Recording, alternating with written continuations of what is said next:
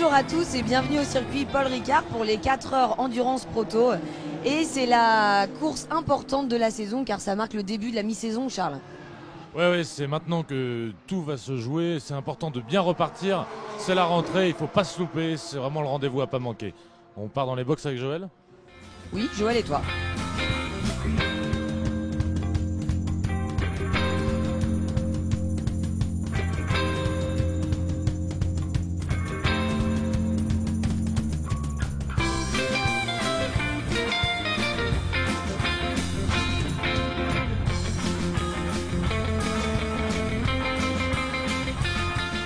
On dit que la passion se transmet de père en fils.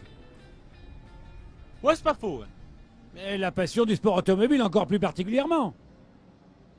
Il a pas tort. Mais alors, la passion dans la famille Herriot, c'est quelque chose. Ouais, on peut dire ça. Ouais. Eh ben, on va aller voir le père et on va aller voir le fils. Ils vont nous parler de nouvelle arrivée en prototolite. François Herriot, fils. C'est bien le fils qui donne des conseils au père en termes de pilotage. Ah, évidemment. Serge le père, c'est bien le père qui donne des conseils au fils. Bien évidemment. C'est bien le fils qui va plus vite que le père. J'ai même pas besoin de te répondre. Bon alors, entre nous, c'est bien le père qui va plus vite que le fils. Oui, bien sûr. Il n'y a pas de rivalité entre père et fils. Ah non, on joue pas du tout dans le même tableau. Il n'y a toujours pas de rivalité entre père et fils. Si, plus que jamais. Bon, plus sérieusement, c'est quoi les objectifs ce week-end? C'est d'abord de se faire plaisir en famille. C'est très abordable. Ouais, bah on va essayer en tout cas. Ouais. C'est tout ce qu'on vous souhaite. Merci beaucoup. Merci François. Plus sérieusement, l'objectif du week-end. Un top 10 m'irait bien pour moi. On va essayer de faire. C'est faisable. Eh bien, nous allons suivre avec beaucoup d'intérêt cette joute qui part dans la même voiture, par contre, entre le père et le fils Herriot.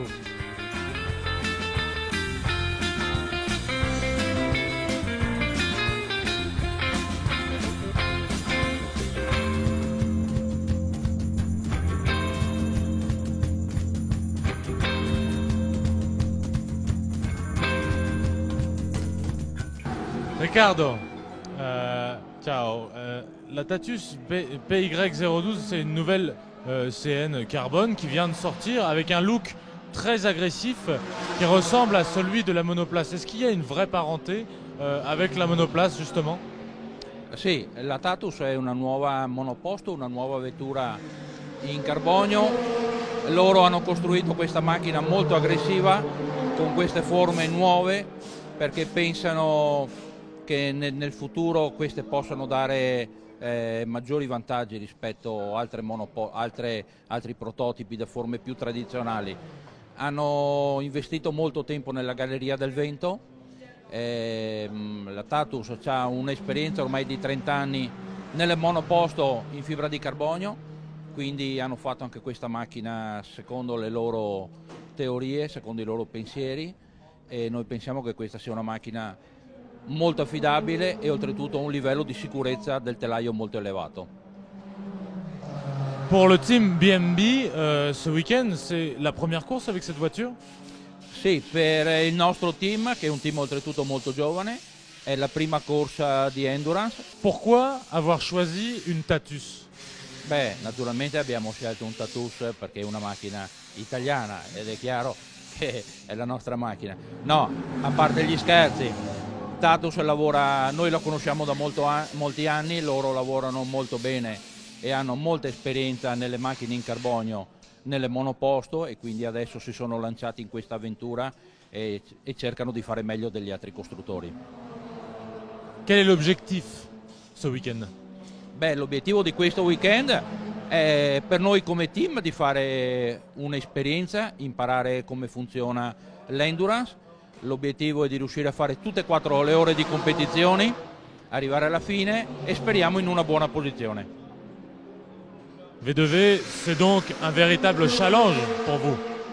Sì, il VDV è molto interessante anche per noi. Noi in Italia facciamo delle gare, il campionato italiano sprint, e abbiamo 2 piloti gentleman e pensiamo di fare questa esperienza per ritornare il prossimo anno a fare tutto il campionato. Grazie mille Riccardo e buon week-end. Grazie a voi, bocca al lupo, grazie. Merci.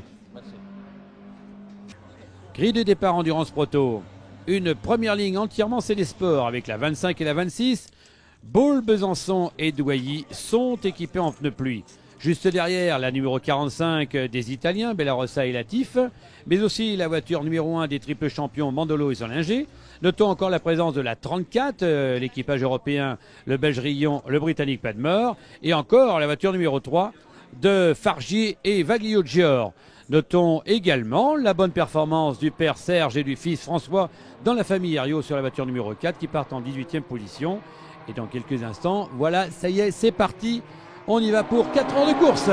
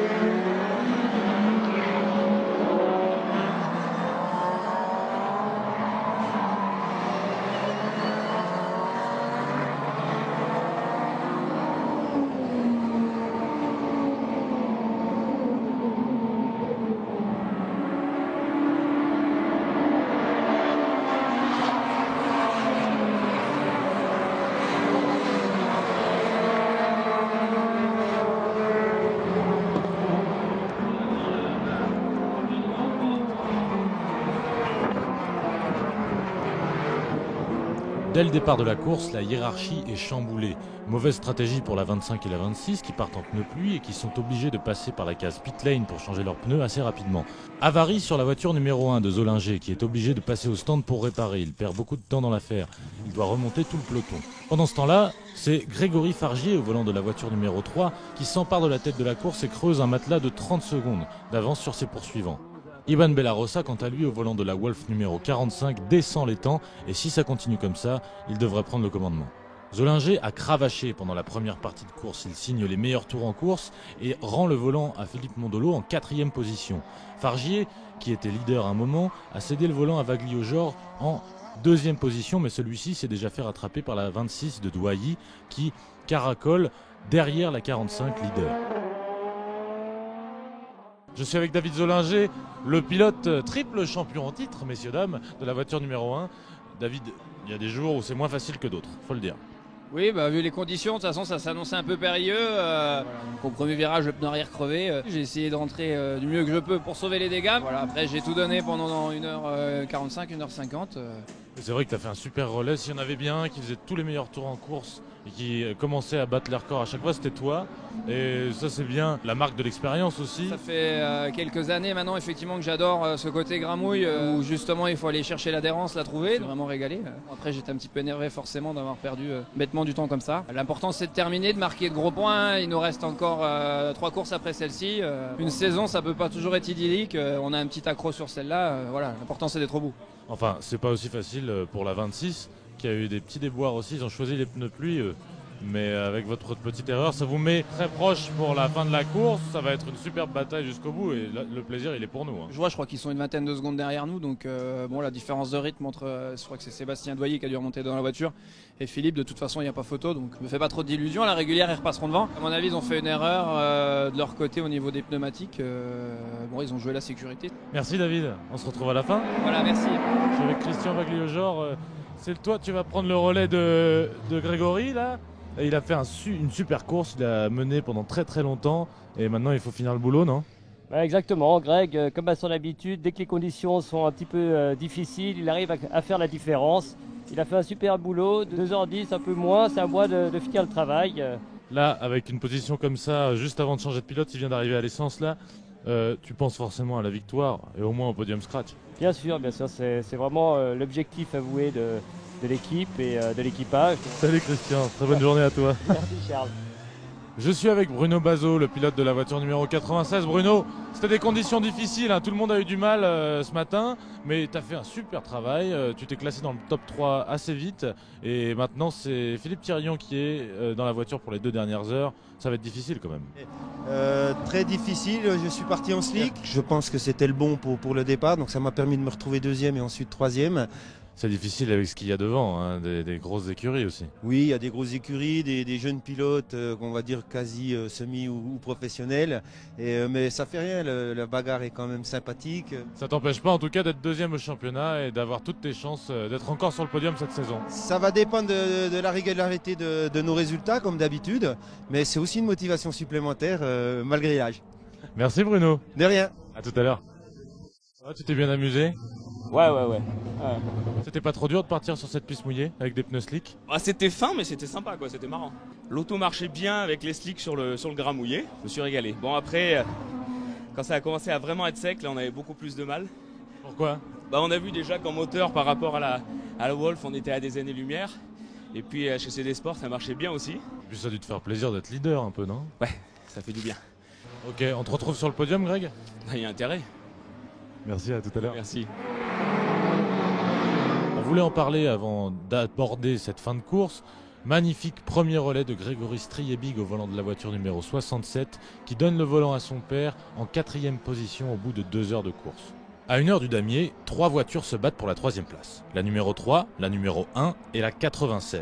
Après moult dépassements, chacun a besoin de ravitailler en essence. Et coup de théâtre, c'est Nick Padmore au volant de la numéro 34 qui vient prendre cette 3e place à la 96 avec seulement une demi-seconde d'écart. La bataille pour la victoire en catégorie Open est ouverte jusqu'à la fin de la course. La 4 de la famille Herriot tient longtemps la dragée haute à Papin et de Fournoux au volant de la 20. C'est finalement la 20 qui s'impose devant la 4 et la 75 3e. Et pour clore ce podium scratch, c'est bien la 45 de Bellarossa et Latif qui s'impose. Ils couraient après cette victoire depuis très longtemps avec leur Wolf numéro 45 et ils s'imposent devant Doilly et Akari après une magnifique course. On se retrouve pour 3 heures de course les 28, 29 et 30 septembre à Nogaro. Salut!